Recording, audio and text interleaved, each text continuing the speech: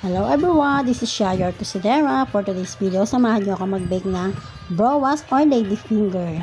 First is, piniyak ko dyan yung egg. Then, pinaghiwalay ko yung egg yolk tsaka yung egg white. And then, nag-add ako dyan ng vinegar half teaspoon lang. Then, ibinit ko siya until maging soft peak siya or maging smooth siya.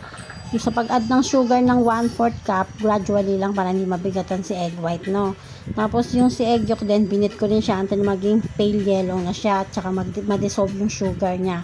Then after ma-dissolve yung sugar, tapos nag-pale yellow na siya, ni-stop ko na yung pag-beat, then isinalin ko na siya dun sa egg white na na-mix ko kanina. Then, pag nagsama ko lang siya, cut and fold ang way ng paghalo. Don't over-mix. Kasi pag yan over-mix, babagsak yung browas nyo. Or mag-shrink siya after the bake.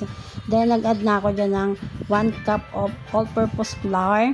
Tapos, nilagay ko na rin yung baking powder. Tsaka yung, ano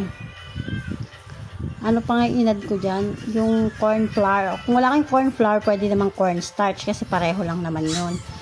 Tapos yan na, salain nyo para wala siyang yung buo-buo. Kasi minsan yung harina natin, hindi sinasadya, pero may buo-buo talaga. Hindi may iwasan yun, minsan.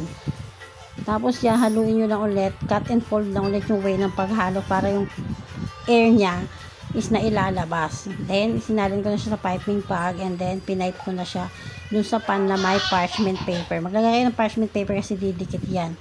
Wala kayong pwede idagdag yan ng mantika or kahit butter, hindi pwedeng lagyan. Tapos yan, nagdas na ako dyan ng powdered sugar. Then, isinalang ko na siya over the 180 degrees for 15 minutes.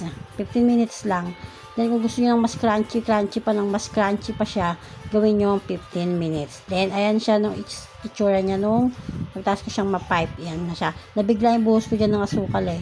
Tapos yan, sinalang ko na siya dyan. Tapos ayan na siya, no, nabuo na siya. I hope you enjoy. Bye! Thank you for watching.